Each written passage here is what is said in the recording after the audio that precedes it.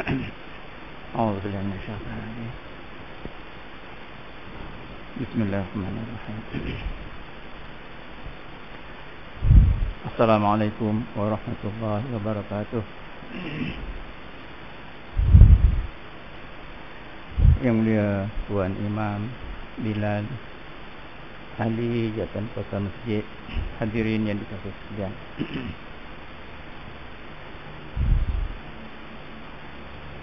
Alhamdulillahi Rabbil Alamin, wassalatu wassalamu ala asyrafil anbiya wal mursalin wa ala alihi wa sahbihi ajma'in. Subhanaka la ilma lana illa ma 'allamtana innaka antal alimul hakim. Rabbi shrah li sadri wa yassir li amri wahlul 'uqdatam min lisani yafqahu qawli. Rabbi zidni ilma. Allahumma iftah bainana wa baina qaumina bil haqq wa anta khairul fatihin. InsyaAllah pada malam ini kita lihat kepada hadis kita, muka surat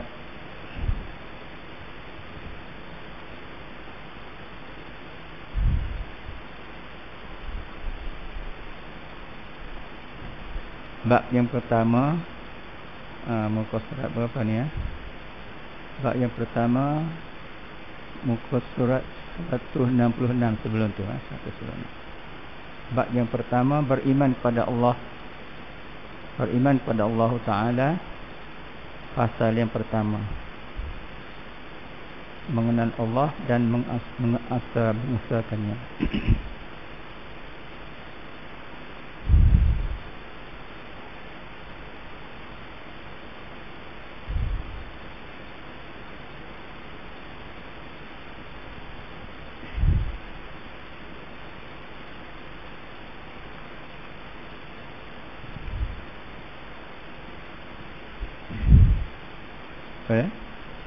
Ya.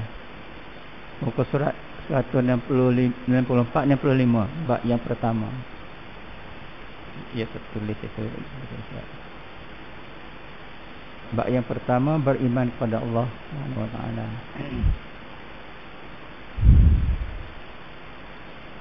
Allah Subhanahu wa taala berfirman, yang bermaksud, demi sesungguhnya Tuhan kamu hanya satu.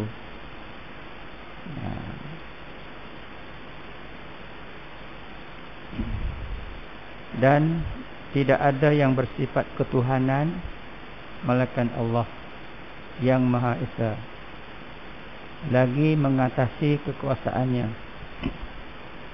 Surah Sad. Maka hendaklah engkau berusaha mendapat ilmu yang meyakinkanmu bahawa tidak ada yang bersifat ketuhanan melainkan Allah. Surah Muhammad. Kerana sesungguhnya sangkaan, zan, tak dapat memenuhi kehendak menentukan sesuatu dari kebenaran i'tikad. Surah Yunus. Jadi hadis yang pertama bab ni menerangkan tentang Allah yang Maha Esa.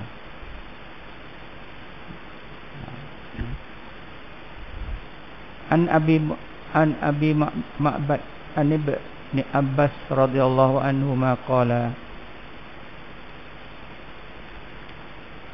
Rasulullah sallallahu alaihi wasallam li Mu'adz bin Jabal hina ba'athahu ilal Yaman, innaka sata'ti qauman ahla kitab fa iza ji'tahum fad'uhum ila an yashhadu an la ilaha illallah wa anna Muhammadar Rasulullah. Wa fi riwayah falyakun awwalu ma tad'uhum ila anna yuwahhidullahu ta'ala. Wa fi riwayah falyakun awwalu ma tad'uhum ilai ibadah, yaitu asyhadu an la ilaha illallah Muhammadar Rasulullah itu. Kita tengok kembali.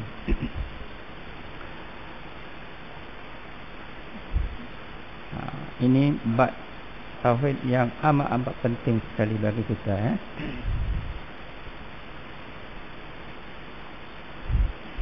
Dalam surah As-Saffat diterjemahkan, demi sungguhnya Tuhan kamu hanya satu. Dan tidak ada bersifat ketuhanan melainkan Allah yang Maha Esa, lagi yang mengatasi kekuasaannya. Surah As-Sad. Tengok catatan kecil di bawah tu. Yang bersifat ketuhanan ialah yang terhimpun padanya dua sifat. Ia menjadi sebagai ibu bagi segala sifat kesempurnaan Tuhan. Iaitu yang pertama, terkayanya daripada segala yang lain, tidak berhajat kepada sesuatu apapun. Allah itu, ya. Yang kedua, menjadi tumpuan bagi sekalian makhluk, yakni ia sentiasa dituju dan dihajati oleh tiap-tiap yang lain untuk memohon, sama ada dengan tutur kata atau dengan kata semula jadi, ataupun dengan persediaan yang azali akan segala keperluan dan kesempurnaan masing-masing. Jadi itu ayat suci Al-Quran memberi makna, dan akan diterangkan hadis dengan panjang lebar. Hadis ini, hadis an Abi Mu'abbad. Hadis Abu Mu'abbad ini dari Ibnu Abbas radhiyallahu anhuma qala,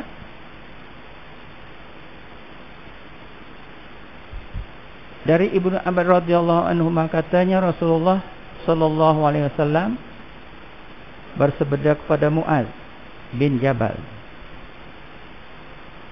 ketika baginda sallallahu alaihi wasallam mengutus ke negeri Yaman. Negeri Yaman, ya. Tempat sekarang ni perang ni.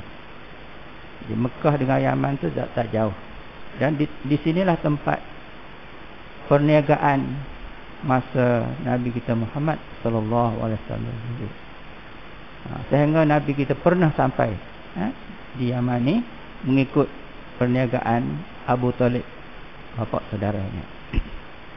Jadi ketika itu baginda Rasulullah mengutus ke negeri Yaman, Muaz, sebenarnya engkau akan sampai kepada satu kaum, Nabi kata, satu kaum ahli kitab.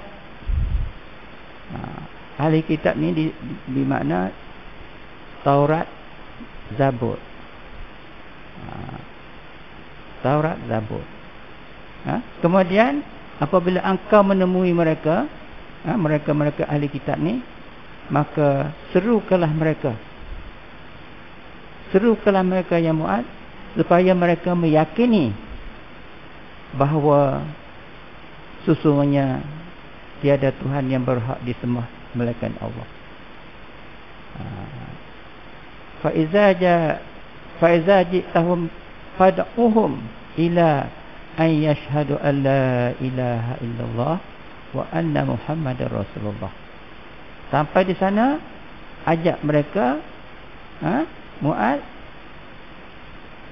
sebut sesungguhnya tiada Tuhan yang berhak disembah melainkan Allah, dan bahawa sesungguhnya Nabi Muhammad ialah pesuruh Allah. Itu mula-mula nasihat Nabi kepada Muaz. Sampai ke sana kepada ahli kitab ni, sebut kalimah ni, la ilaha illallah Muhammad Rasulullah. Ya.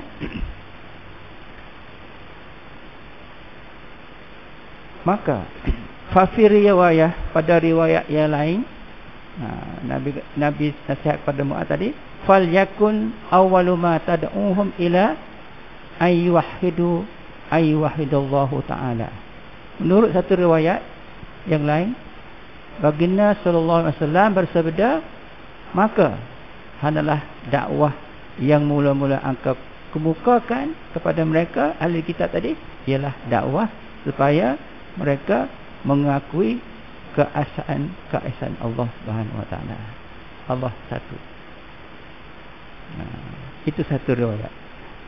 Pada riwayat lain pula nasihat Nabi kepada Mu'adz, falyakun awwalu ma tad'uhum ilaihi ibadatullah.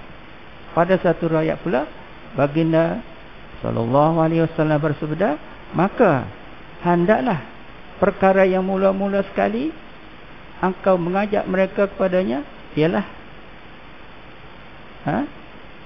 asas atau tunjang atau asas ibadat kepada Allah Subhanahu wa taala. Jadi tunjang asas ibadat kepada Allah ni apa dia? Allah. Allah di mana? La ilaha illallah. Tiada Tuhan melainkan Allah. Jadi kalimah inilah kalimah asyhadu an la ilaha illallah wa anna Muhammadar Rasulullah ini sejak di zaman Nabi sehingga kepada zaman sahabat adalah menjadi kunci kepada orang yang beragama Islam.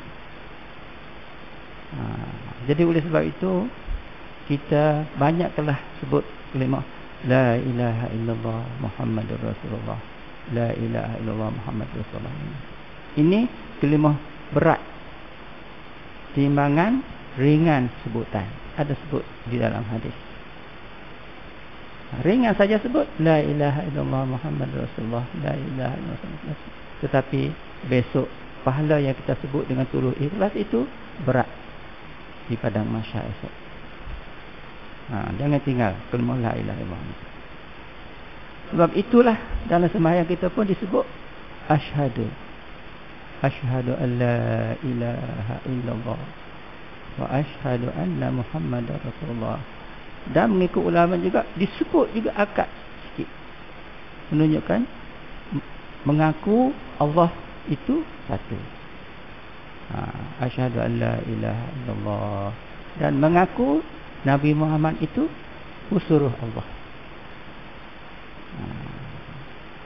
Jadi Allah dan Rasulullah ini ikatan kuat.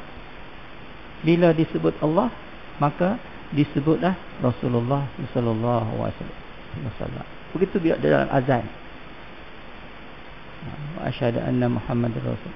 Asyhadu an la ilaha illallah wa asyhadu anna Muhammadar Rasulullah. Kenapa begitu? Kenapa disebut Allah, sebut Rasulullah? Allah Subhanahu wa taala kita tak dapat lihat. Nabi kita Muhammad sallallahu alaihi wasallam manusia. Manusia luar biasa, manusia juga berdapat lihat. Maka Allah hantar Jibril jumpa Nabi Muhammad. Nabi Muhammad sebagai Nabi Rasul untuk menerangkan masalah Islam ini. Masalah ketuhanan, masalah malaikat, masalah akhirat. Maka hadis itulah yang Rasulullah itulah yang menerangkan, meyakinkan kita, mengakinkan umat supaya beriman kepada Islam. Sebab itu Allah, kekasih Allah itu bila disebut nama Allah, disebut juga Muhammad Rasulullah. Allah, la ilaha illallah Muhammadur Rasulullah. Dan bila disebut Muhammad Rasulullah sallallahu alaihi wasallam, maka kita dengar pun kita kena sebut juga selawat Allahumma salli ala Muhammad wa ala Allahumma salli ala sayyidina Muhammad. Kita yang kita dengar tu kita sebut Allahumma salli ala sayyidina Muhammad. Itulah maknanya pentingnya kalimah la ilaha illallah wa anna Muhammadar Rasulullah ini. Baik.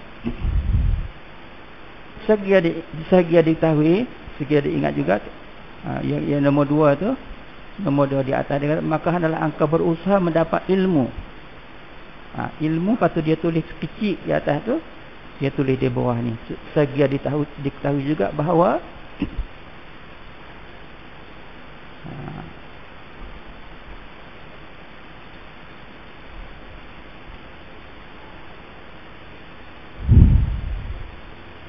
pendapat yang terbukti, kepastian tempat dengan hakikat sebenar dinamakan ilmu. Dinamakan ilmu.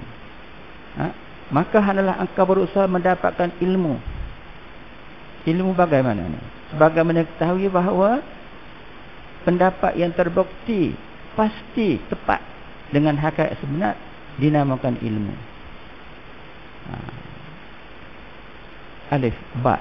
Pendapat yang buktinya memberi kuat anggapan tepat dengan hakikat yang sebenar dinamakan zan.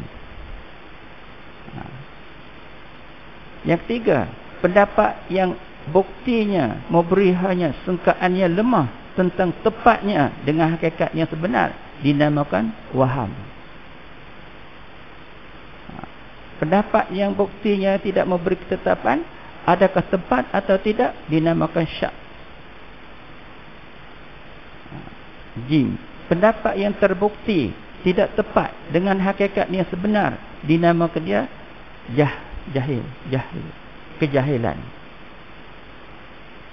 Dan orang yang berpendapat demikian dinamakan jahil. Jahil atau orang yang tidak berpengetahuan. Jadi alif ba ta sa jim ni pendapat yang pertamalah dituntut untuk akidah kepercayaan dan juga untuk hukum hakam sedapat-dapatnya. Pendapat yang kedua tu sah dipakai hanya bagi menentukan hukum. Hukum tidak untuk akidah kepercayaan. Pendapat yang pertama tadi kita terbalik ke atas. Pendapat yang terbukti pasti tepat dengan hakikat yang sebenar dinamakan ilmu. Ilmu apa? Ilmu tauhid. Ilmu tauhid. Ya? Kita pergi sikit kepada ilmu tauhid ni.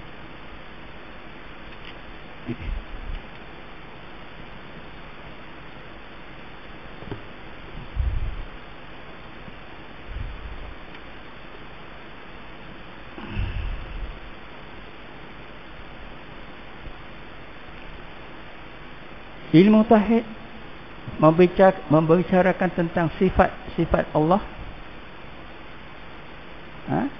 Sifat yang wajib bagi Allah ialah sifat yang mesti ada Allah itu. Itulah dikatakan tadi, dia tulis kecil-kecil tu dalam buku hadis ini. Dia kata, maka hendaklah engkau berilmu hendaklah engkau berusaha mendapat ilmu. Ilmu mana? Ilmu membicarakan Allah, sifat Allah. Sifat Allah, membicarakan sifat Allah itu ada dinamakan sifat wajib dan dinamakan mustahil dan juga harus.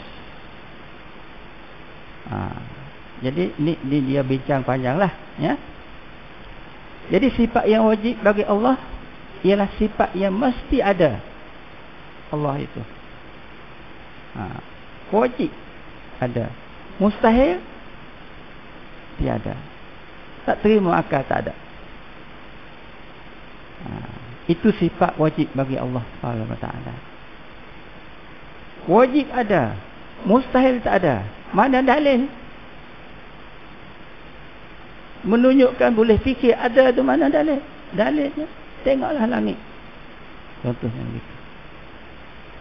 Langit luas, terbentang, tak ada tiang. Atas langit tu apa ada? Bintang, bulan, matahari. Siapa yang cipta itu? Allah yang Maha Kuasa. Ya, sebab itu dia suruh kita fikir, manusia ada akal fikiran, belajar ilmu, yakin sungguh Allah itu ada. Ada Allah dan dalil. Dalil yang boleh kita tengok. Kalau kita tengok alam ini, langit contohnya. Tengok bumi yang luas ini, boleh tanam macam-macam. Siapa jadi bumi? Allah. Mustahil Allah tak ada. Itu sifat yang kita belajar, sifat-sifat Allah Subhanahu Wa Taala. Mustahil, dan harus itu mungkin dalam Allah yang Maha Kuasa ni, boleh jadi dia buat itu, boleh jadi dia tak buat itu. Boleh buat, tak boleh buat. Tak boleh buat, dia tak nak buat. Contohnya itu, ya. Jadi kita membicarakan tentang Allah ada ini, sifat Allah itu wajib bagi Allah ialah sifat mesti ada. Mesti ada. Sifat yang mustahil bagi Allah ialah sifat yang mesti tidak ada kepadanya. Tidak ada kepadanya. Sifat yang harus pula ialah harus boleh jadi bagi Allah membuat sesuatu yang mungkinat atau tidak membuatnya. Itu harus pada Allah Subhanahu Wa Taala. Okey. Itu dalam bincangan ilmu tauhidnya. Kemudian kita balik kepada membicarakan sifat Allah tadi.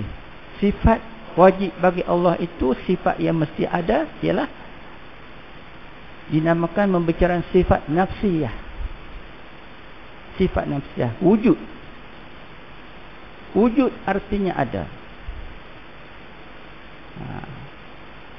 Ini masalah mempelajari ilmu tauhid khalaf yang kemudian ni. Kalau di zaman salaf, di zaman sahabat, di zaman Nabi, tak membincangkan tentang ni. Hanya bawa kalimah Al-Quran. Satu daripadanya kalimah Al-Ikhlas, kalimah Qul huwallahu ahad. Kata oleh Muhammad, Allah satu. Kenapa tak kata Qul huwallahu wahid? Wahid tu bahasa Arab. Qul huwallahu ahad tu satu juga. Itu maknanya satu, tak boleh nak dua, tiga, tak ada. Satu Allah, satu tak dua, tiga. Kalau wahid, satu bahasa Arab, ada lagi wahid, isnani, salasa, arba'a. Kena sampai berapa-berapa. Sifat 20 tak ada. Masa sahabat, masa Nabi. Tapi masa tabi'i, masa khalaf inilah yang membicarakan tentang meyakinkan lagi sifat-sifat Allah, sifat nafsiyah, sifat rububiyah dan sebagainya. Baik, kita balik kepada dengan apa tu, kepada kitab kita, membicarakan sifat nafsiyah, wujud tadi ya. Allah wajib ada. Dan adanya itu tidak dengan sesuatu sebab. Sesungguhnya wujud Allah itu adalah suatu kebenaran yang tak dapat diragu-ragukan lagi. Kerana segala apa yang ada di dalam alam ini semuanya menjadi bukti di atas kewujudan Allah. Perkara-perkara yang terdapat di alam sebelah atas, seperti matahari, bulan, bintang, planet dan lain-lain. Perkara yang tersebut di alam sebelah bawah pula, seperti bumi, gunung, tumbuhan, binatang dan sebagainya, adalah menjadi tanda adanya Allah yang mencipta. Kerana tidak mungkin sekali-kali ada sesuatu kejadian tanpa ada penjadinya, Khalik. Tetapi hakikat wujud Allah itu tidak dapat dilihat dengan mata kepala kita. Inilah menjadi bengongnya, susahnya Rasulullah SAW menempuhi, membawa kalimah tauhid kepada Yahudi dan Nasrani masa dulu. Nak terima Allah itu, ya, kerana Allah tak dapat lihat. Begitu juga Nabi Musa dengan Fir'aun. Fir'aun nak tengok bagaimana Allah kamu, tunjuk bagi. Allah tak boleh lihat.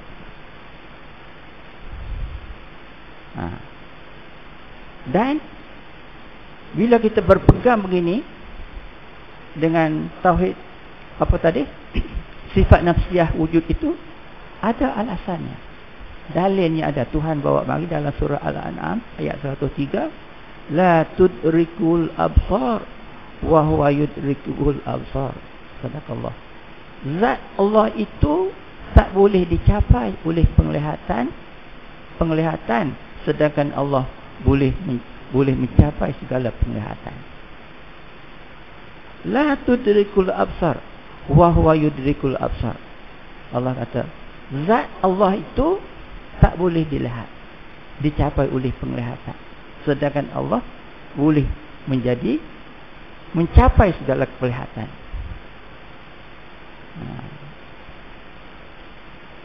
Apa? Jadi kemampuan yang ada pada manusia tak dapat menembusi tirai yang boleh sampai kepada hakikat zat Allah Subhanahu Wa Taala itu.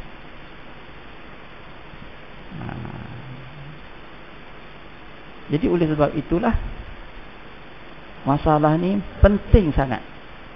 Masalah ketuhanan yang nak yakin kita Allah ada ini amat penting. Terutama sekali bila kita sampai akhir mati, kita tak was-was lagi dengan sebut la ilaha illallah Muhammadur Rasulullah. Allahumma khtim alaina bihusnil khatim wa la taqtim alaina bisu'il khatim. Masa penamat kita nak sampai kepada alam barzah tu senang, sebut hati terima la ilaha illallah Muhammadur Rasulullah, suka, tak payah orang ajar. Tapi ada hadis mengatakan bila kita pergi tempat yang sakit apa itu, bolehlah ajar dia mengucap. Tapi tak payah ajar dah. Orang yang yakin dengan Allah Subhanahu Wa Taala itu, dia sentiasa sebut la ilaha illallah. Masa peringkat akhir nazak dia sebut la ilaha illallah Muhammadur Rasulullah.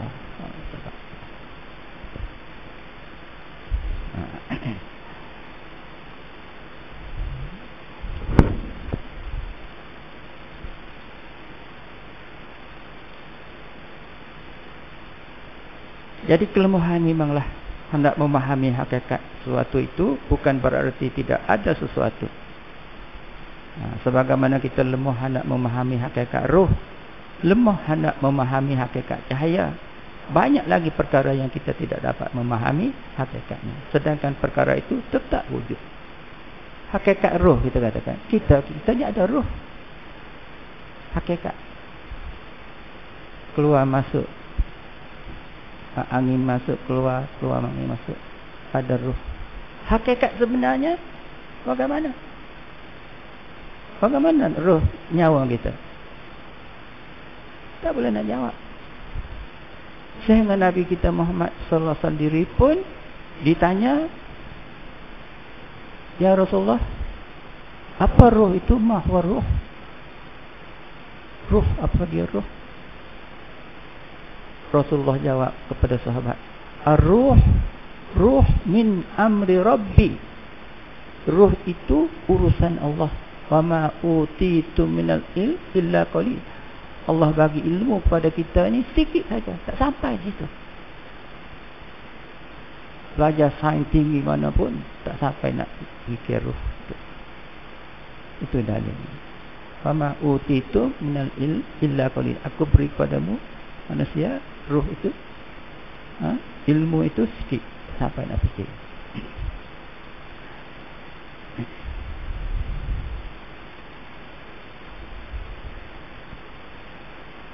Okey.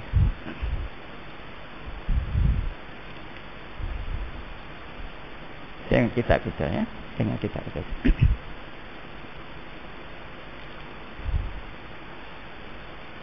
Muka surat 167 tengok. Hadis yang pertama ini mengandungi tentang Islam berkembang dengan jalan dakwah. Pilihan baginda sallallahu alaihi wasallam tentang orang-orang ditugaskan berdakwah. Satu. Yang kedua, yang ketiga, dakwah Islamiah wajib disampaikan kepada umat manusia termasuk kaum Yahudi dan Nasara.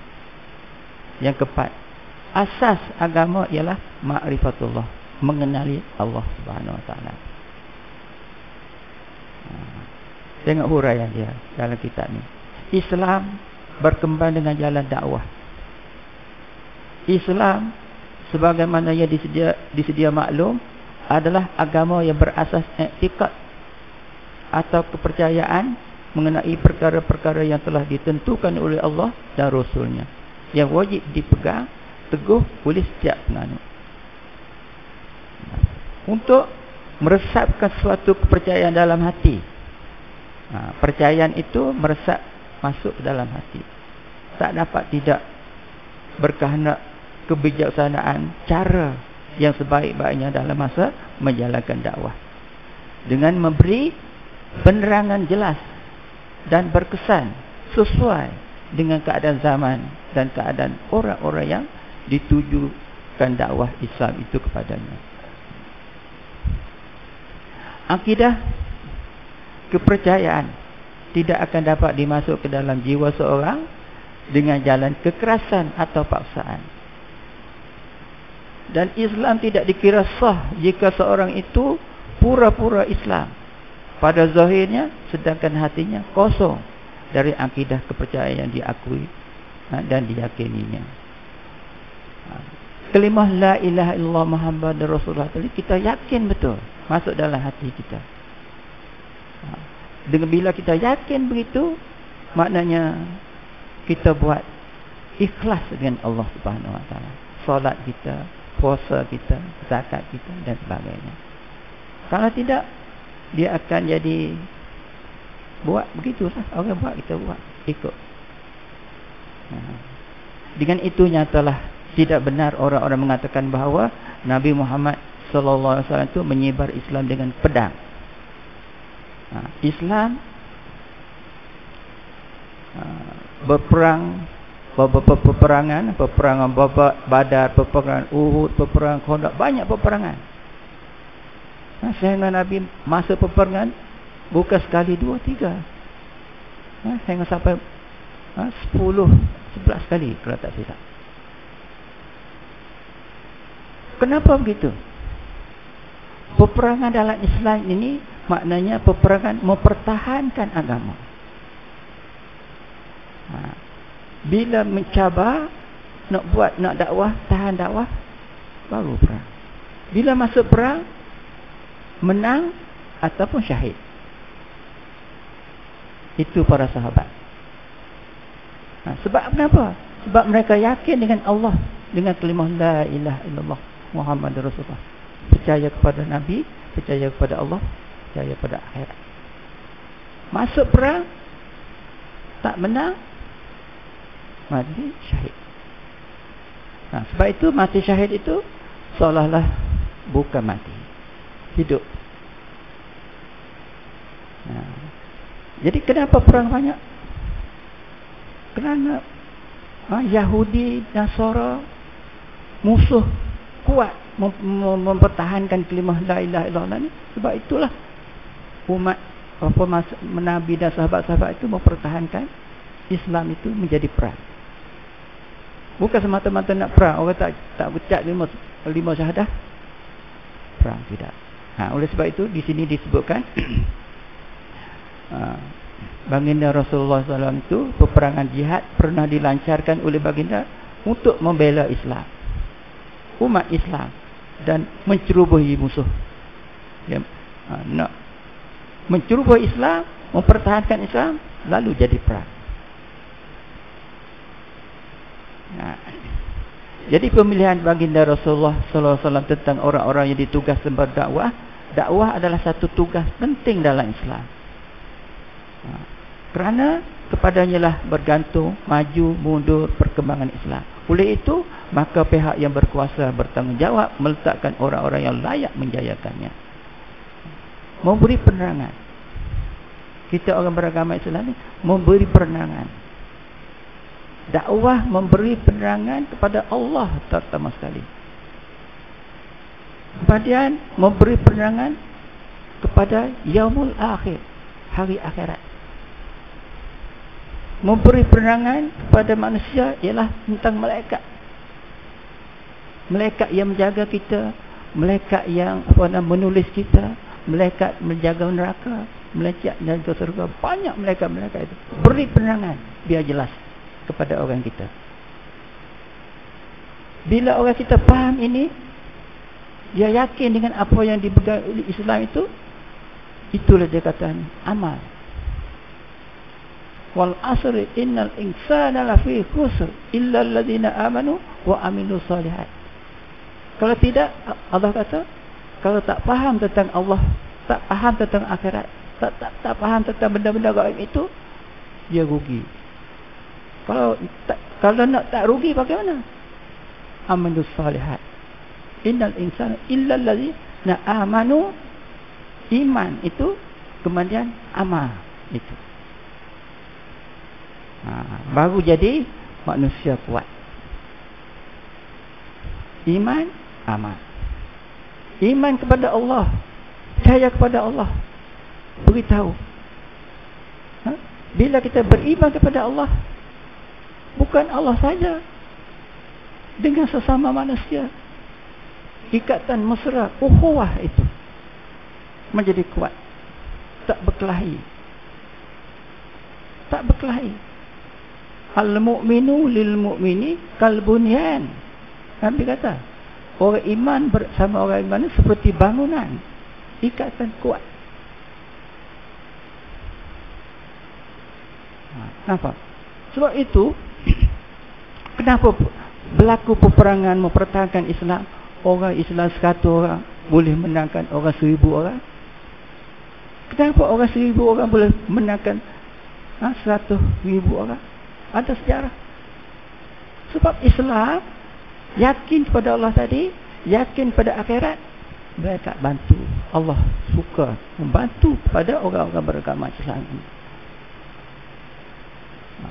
Sebab apa kita? Tapi alhamdulillah kita di Malaysia ni nampak baik lagi setakat ini. Sama-sama kita pun menyatu padu, tolong menolong dan sebagainya. Kalau kita tengok Allah di luar negeri itu, Mekah sendiri itu pun, di Yaman, perang habis. Atau pihak apa ni, di India. Kalau kita katakan Eropah ni teruk lagi lah, komunis banyak lagi lah. Rusia hari ni, nanti tengok Allah kesiannya, berperang. Tengok berita dunia malam pukul 11. Itu dunia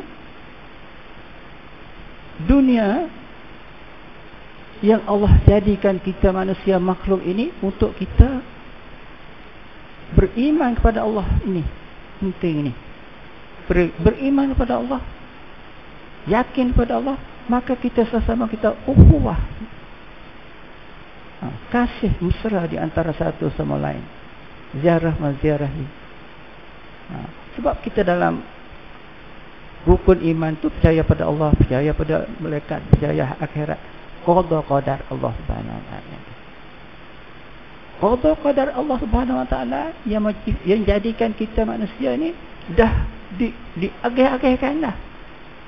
Umur kita banyak mana, rezeki kita banyak mana, pertemuan kita di mana, kita saja tak tahu. Jadi kita kembali balik kepada tu. Itu panjang ya, panjang. Kita tengok. Kita tengok balik pada huraian kita tadi. Dia tengok muka surat 168 tu. Pemilihan baginda Rasulullah SAW tentang orang yang ditugaskan berdakwah. Dakwah adalah satu tugas yang penting dalam Islam kerana kepadanya lah bergantung maju mundur perkembangan Islam ini. Oleh itu, maka pihak yang berkuasa bertanggungjawab melantik orang-orang yang layak menjayakannya. Rasulullah SAW melantik orang-orang menjalankan tugas ini dari kalangan guru-guru agama, pegawai-pegawai daerah dan lain-lainnya. Di antaranya ialah Mu'adz bin Jabal yang tersebut perihal dan hadis tadi. Hatta ke Yaman itu, Mu'adz bin Jabal. Mu'adz diutus oleh baginda sallallahu alaihi wasallam ke negeri Yaman pada tahun yang ke-10 Hijrah. Sebelum daripada baginda berangkat ke Mekah untuk menunai haji wida. Haji selamat tinggal. Mu'adz dipilih oleh baginda sallallahu alaihi wasallam menjalankan tugas dakwah Islamiah di negeri Yaman bukan sahaja kerana kelayakannya sebagai seorang ahli agama yang berpengetahuan mendalam tentang Islam, tetapi juga kerana ia berasal dari Yaman. Asal dari Yaman, Mu'adz, yang mengetahui selok belok negeri itu dan tabiat serta adat resam penduduknya. Mu'adz ditugas menjalankan dakwah kepada sekalian penduduk daerah Yaman yang masih belum Islam. Dan oleh kerana ada di antaranya golongan ahli kitab kaum Yahudi yang umumnya berilmu pengetahuan, maka baginda sallallahu alaihi wasallam mengikatkan Mu'adz supaya ia bersedia menghadapi mereka dengan cara yang lain daripada cara menghadapi orang-orang yang tidak berilmu pengetahuan. Baik. Yang ketiga, dakwah Islamiah wajib disampaikan kepada umat manusia termasuk kaum Yahudi dan Nasara. Kaum Yahudi dan Nasara. Ya, Yahudi Nasara ni daripada Nabi lagi dah. Daripada sahabat lagi dah hingga sampai hari ini. Yahudi ini di Palestin berperang. Allah kesiangnya orang-orang Islam itu. Yahudi Nasara jahat. Manusia Allah jadi juga. Diturun kitab Taurat, Zabur. Tapi mereka ni ulama-ulama ubah. Tak kena dengan nafsu dia tak ikut Taurat, tak ikut Zabur. Ada disebut dalam Quran. Sehingga bunuh kaum Samud, kaum Ad. Masa tu kaum Samud, kaum Ad. Nabi dakwah untuk mengenalkan Allah, tapi mereka bunuh nabi-nabi. Sehingga Nabi Allah turun apa nama? Kaum Samud, kaum Ad, hujan batu. Kaum Nuh, banjir. Itulah maknanya ada dah yang zaman-zaman dulu orang yang kena, orang yang menderhaka kepada Allah dan membuat sesuatu kepada Nabi, membunuh Nabi dan sebagainya. Tuhan turun bala. Tuhan turun bala, Allah turun bala. Hujan batu, banjir.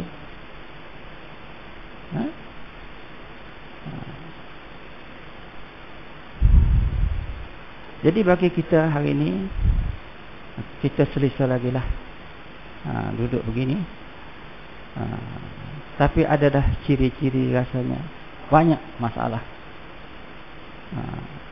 yang berlaku pada manusia ini. Penyakit ini ya, COVID. Tak ada menurun dia tengok. Makin banyak. Mati pun banyak. Itu urusan Allah Subhanahu Wa Taala. Sampai bila kita nak jadi begini? Ya, kita boleh ikut arahan-arahan pemimpin kita. Di masjid duduk pun tak semayang, untuk semayang tak rapat-rapat tak boleh lagi. Sedangkan semayang rapat-rapat itu dibuat oleh sahabat dan sebagainya. Tak apalah kita ikut. Tapi kalau kita tengok di murkid mana, itu lagi. Saya tengok di apa? Di Kuala Lumpur, orang yang tak dapat vaksin 3 kali, tak dapat tu tak boleh sembahyang. Ada semalam di arah tak boleh sembahyang. Naknya cukup apa nama ni, buat 3 kali baru boleh. Itu macam-macam berlaku ya. Dan bagi kita kembalilah kepada Allah Subhanahu Wa Taala dari semasa ke semasa, dan kita jangan tinggal solat, dan kita banyaklah menyebut nama Allah, berzikir kepada Allah dari semasa ke semasa. Jadi insya-Allah Allah tolong kita. Innallaha hayansurkum in tansurullah hayansurkum. Bila kamu tolong Allah, Allah tolong kamu. Tolonglah kita, diri kita, keluarga kita dan sebagainya, mengenal Allah ini, solat dan sebagainya, insya-Allah Tuhan tolong kita. Anak kita jadi baik dan sebagainya. Jadi anak saya banyak lagi ni keterangan di sini. Insya-Allah kita akan sambung lagi sama semula. Nak sampai kepada hadis yang kedua, banyak lagi. Jalan yang menyampai ke makrifat. Jadi masa sikit nak cakap tak sempat lah, insya-Allah. Jadi kita sudahi dengan tasbih kafarah, baca ayat wal asr. Subhanakallah walhamdih, asyhadu an la ilaha illa anta, astaghfiruka wa atubu ilaih. Bismillahirrahmanirrahim. Wal asr innal insana lafi khusr illa alladhina amanu wa 'amilus solihat wa tawassaw bil haqq wa tawassaw bis sabr. Bismillahirrahmanirrahim. Alhamdulillahirabbil alamin. Hamdan yuwafi ni'matahu wa majidah. Ya Rabbana lakal hamdu kama yanbaghi li jalali wajhika wa 'azimi sultanik. Allahumma inna nas'aluka salamata fid din wa 'afiyatan fid jasad wa ziyadatan fil 'ilm wa barakatan fil rizq wa thabatan qabla al-maut wa rahmatan indal maut wa maghfiratan ba'dal maut. Allahumma hawwil 'alaina fi sakaratil maut wa najati minan nar wa afadhal hisab. Rabbana hab lana min azwajina wa dhurriyyatina qurrata a'yun waj'alna lil muttaqina imama. Rabbana atina fid dunya hasanah wa fil akhirati hasanah wa qina adzabannar. Wa sallallahu ala khairi khalqi Muhammad wa ala alihi wa sahbihi. Subhana rabbika rabbil izzati amma yasifun wa salamun alal mursalin walhamdulillahi rabbil alamin. Sekian billahi taufiq wal hidayah. Wassalamu alaikum warahmatullahi wabarakatuh.